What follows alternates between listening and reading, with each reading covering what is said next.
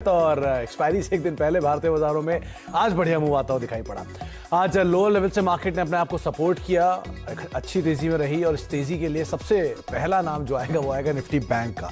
इसलिए आप शुरुआत करें निफ्टी बैंक के चार्ट के साथ, जहां पर एक बढ़िया मूव निफ्टी में तो करीब 1% की तेजी आपको दिखाई पड़ेगी ही, लेकिन इस तेजी का सारा दारोमदार आज निफ्टी बैंक के अंदर था।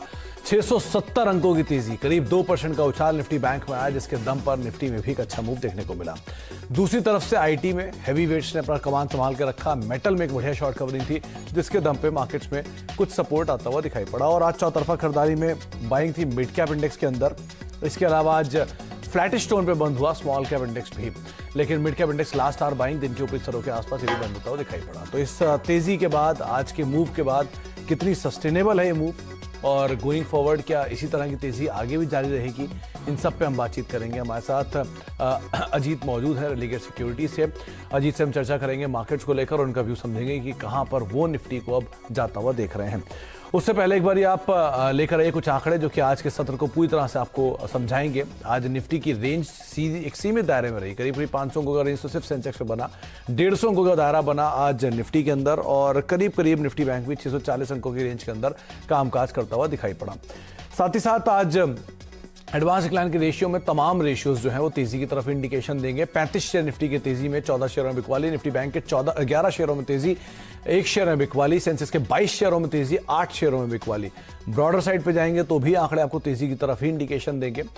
127 शेयर एडवांस में और करीब 60 शेयरों में बिकवाली एफएनओ में।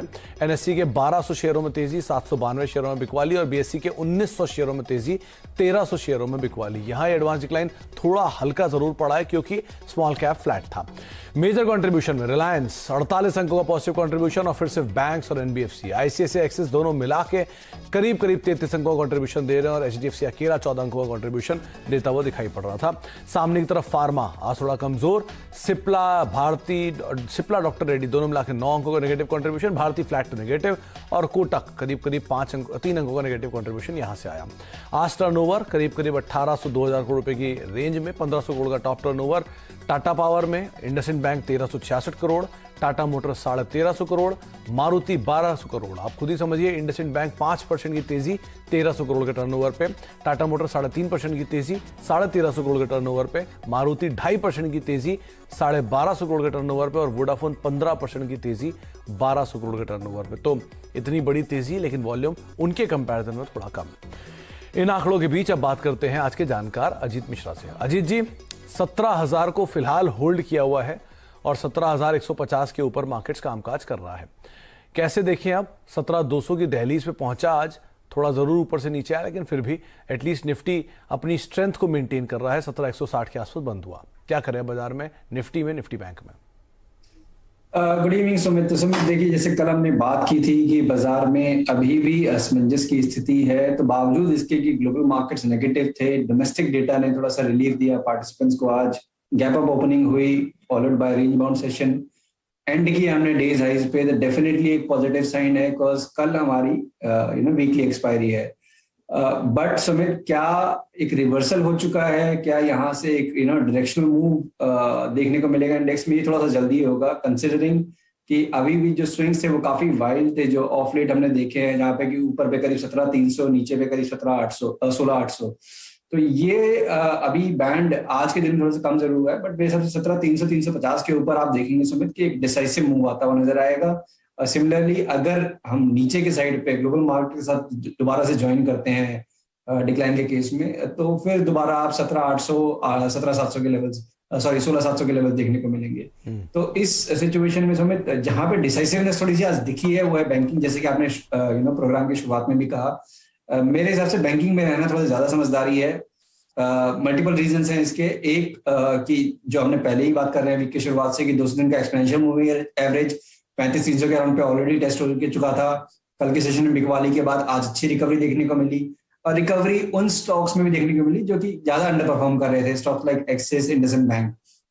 इसके अलावा सुमित आज के सेशन में 36,000 के अराउंड पे पुट में काफी अच्छा हुआ है, एडिशन हुआ है। तो पॉसिबिलिटी है कि 36,000 को लेवल को ये एटलीस्ट कल के सेशन में जरूर होल्ड करेगा।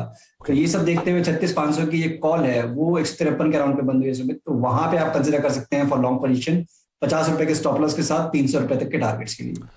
तो 300 रुपए के टारगेट्स के लिए 50 का एक स्टॉप लॉस, 36,500 की कॉल आप लेकर आइए डॉक्टर साहब स्क्रीन पर, वहां पर आप खरीदारी कर सकते हैं। 36,364 स्पॉट पे बंद हुआ है और अजीत का मानना है कि शायद वो 36,500 की कॉल में, यानी कि जो टारगेट्स हैं वो शायद मैट होते हुए दिखाई पड़ रहे हैं। 36,500 तक निफ्टी बैंक शायद जा सकता है। 152 रुपए के स्तरों पर कामकाज करिए। 36,500 की कॉल, 300 रुपए टारगेट्स के लिए आप इसमें खरीदारी कर सकते हैं। अजीत, इंडिविजुअल स्टॉक्स कहां पर तेजी कहां मंदी? देखिए, जिस तरीके से अभी परफॉर्मेंस दिख रही है, मेरे हिसाब से जो सेक्टर स्ट्रेंथ दिखा रहे हैं उन्हीं में ही आपको स्टॉक को आइडेंटिफाई करने की कोशिश करनी चाहिए। बिकॉज ऑफ लेट बहुत फॉल्स ब्रेकआउट्स हो रहे हैं, जैसे कि हमने फार्मा में भी देखा ऑफ लेट की स्टॉक्स अच्छा परफॉर्म करते करते अचानक से रिट्रेसमेंट काफी स्ट्रॉन्ग आ रही है। एक सेक्टर जो काफी कंसिस्टेंट बना हुआ है वो है आईटी, और उसमें भी जो सबसे बेस्ट स्टॉक है वो है टीसीएस। पिछले अगर आप 10-15 दिन की कंसोलिडेशन देखेंगे सुमित, तो उसके कंसोलिडेशन के रेंज के अपर बैंड पे है। पॉसिबिलिटी है कि ये रेंज ब्रेक होगी और ये मोमेंटम कंटिन्यू रहेगा। तो यहाँ पे आप लॉन्ग पोजीशन 36 से 50 तक के टारगेट्स के लिए टीसीएस में कर सकते हैं। 35-40 आपका स्टॉप लॉस रहेगा। अभी भी मेरी रिकमेंडेशन लॉन्ग एंड शॉर्ट दोनों को कंबाइन करके रखी चलने की है। तो शॉर्ट साइड पे मेरे हिसाब से एसीसी, यहाँ पे थोड़ा सा दोबारा से सेलिंग प्रेशर इमर्ज होते हुए दिखा है। हायर लेवल्स पे कंसोलिडेशन था, उसके बाद एक फिर दोबारा से एक आज ब्रेक देखने को मिला है। पॉसिबिलिटी है कि यहाँ थोड़ा सा और रिट्रेस देखने को मिले, करीब 2140 तक के टारगेट्स, 2320 के स्टॉप लॉस के साथ। ओके, 2140 के टारगेट, 2320 का एक स्टॉप लॉस आप मेंटेन कर सकते हैं एसीसी की सेल कॉल में। और दूसरी तरफ टीसीएस, जो कि आप तेजी के लिए देखेंगे, टीसीएस वैसे भी एक अच्छी तेजी दिखा रहा था, आज मजबूत था, 48 रुपए की तेजी रही, तो ये टारगेट 3600 के ऊपर भी जाते हुए दिखाई पड़ सकते हैं। यहां पर भी आप खरीदारी कर सकते हैं। तो ये दो नाम, एक बाय एक सेल, लगातार अजीत मेंटेन करे हुए इस पूरे हफ्ते में। अजीत, आज मेटल में पुल बैक था, बढ़िया मूव आया टाटा स्टील के अंदर, बढ़िया मूव आया हिंडाल्को के अंदर, और शॉर्ट कवरिंग का भी ट्रिगर बनता हुआ दिखाई पड़ रहा था। जीएसडब्ल्यू इनफैक्ट निफ्टी के टॉप गेनर से शुमार था। तो यहां पे क्या करें? अभी भी सेल ऑन राइज है या बाय ऑन डिप्स करें? देखिए, मेरे हिसाब से अभी भी सेल ऑन राइज है सुमित, कंसिडरिंग कि जैसे मैंने बताया कि सेक्टर का फॉर्मेशन चेंज नहीं हुआ है। तो इंडिविजुअल स्टॉक्स में थोड़ा बहुत ऊपर नीचे अंडर परफॉर्मेंस आउट परफॉर्मेंस हो सकती है, बट सेक्टर जब तक परफॉर्मेंस चेंज ना हो तब तक मेरे हिसाब से इसको अवॉइड करना चाहिए, at least on the long side. Short में थोड़ा सा ये देखिए, क्योंकि हाई वॉलिटिलिटी दिखती है, इसमें हाई बीटा है, ग्लोबल मार्केट्स के वजह से रिएक्शन भी काफी शार्प होता है। तो थ्रू पुट्स ही कर रहे हैं इसमें, अगर आप शॉर्ट भी कर रहे हैं थ्रू पुट बाइंग, जैसे कि हमने हिंडाल्को की पुट की रिकमेंडेशन अभी भी हम कहेंगे कि आप उसको कंसिडर कर सकते हो। अगर मार्केट में प्रॉफिट टेकिंग आती है, दोबारा से यहाँ पे आपको सेलिंग प्रेशर देखने को मिलेगा। तो पुट के जरिए, यानी कि तेजी में या तो आप बिकवाली करें या पुट के जरिए अपनी पोजीशंस को लेकर रखें, वो ज्यादा बेटर रणनीतियां रहेगी। अच्छा अजीत, आज बैंक्स का दिन था, पूरे बैंक से बैंकिंग सेक्टर में कोई भी स्टॉक उठा लिए। शुरुआत करूंगा मैं इंडसइंड बैंक के साथ, बढ़िया तेजी, 5% का मूव यहां आता हुआ दिखाई पड़ा और दिन के ऊपरी स्तरों के करीब ये बंद हुआ। बाकी बैंक्स में भी HDFC bank, ICICI bank, axis bank जो अंडर परफॉर्म कर रहे थे, सब आज चार्ज अप थे। क्या करें बैंकिंग स्पेस में, कोई नाम? बिल्कुल, देखिए सुमित, यहाँ पे ही सारी उम्मीद है। अगर मार्केट को रिवर्सल करना है तो बैंकिंग लेड होगा वो।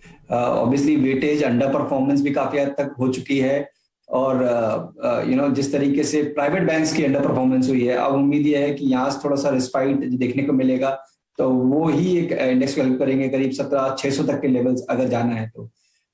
इन सब में नो डाउट ये थोड़ा सा भी अंडर परफॉर्मेंस जरूर है। कोटक में मोमेंटम जरूर लूज किया है, बट स्ट्रेंथ वाइज अभी भी सबसे स्ट्रॉन्ग जो बना हुआ है वो कोटक की है।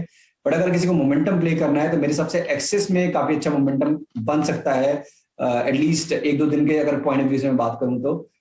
कल के सेशन में एक हैमर पैटर्न का फॉर्म हुआ था, आज एक काफी डिसाइसिव कैंडल करीब 4% के गेन के साथ। तो ये क्लोजिंग दिखा रही है, करीब करीब 710 तक के लेवल समेत आपको देखने को मिल सकते हैं एक्सेस में। और स्टॉप लॉस भी ज्यादा बड़ा नहीं रखना है आपको, बिकॉज उसके पीछे फिर वो दोबारा से फिजल आउट हो जाएगा। तो 670 के स्टॉप के साथ 700 तक के टारगेट्स के लिए आप एक्सेस को कल के लिए, इंट्राडे के लिए भी इनफैक्ट लॉन्ग कर सकते हैं। अच्छा, तो एक्सिस बैंक 700 के टारगेट्स के लिए आप लॉन्ग साइड पे जाएंगे, और अगर बैंकिंग में कोई स्टॉक आपको सही लग रहा है अजीत को, तो वो एक्सिस बैंक रहेगा, जिसके अंदर आप तेजी की तरफ पोजीशन लेकर जा सकते हैं। अच्छा, मेटल, आईटी है, और बात हुई पूरे बैंकिंग स्पेस की, लेकिन एक बढ़िया मूव था आज